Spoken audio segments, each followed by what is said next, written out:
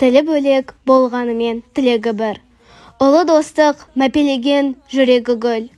Қазақстан бар ұлысқа шаңырақ, шайқалмастан шаттығымыз тіреп тұр. Неге дара шапқан оза жүрек менің құмарым, әсемәмен тәтті күй қойшын өмірлік зыңарым.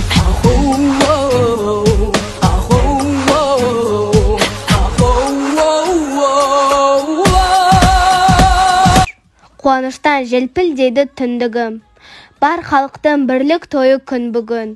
Халқым мәңгі ғұмыр кешсін бақытты, бір тамырмен байлап қойған кіндігін.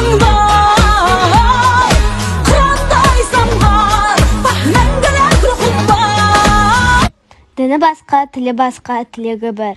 Бір шаңырақ астында жиналған ұлт пен ұлыс өкілдерін ынтымағы, ырысы, байлығы, берекесі болып, татулығы, жарасқа елде өмір сүріп жатқанымыз жүрекке сенім, көңілге қуаныш ұялатады.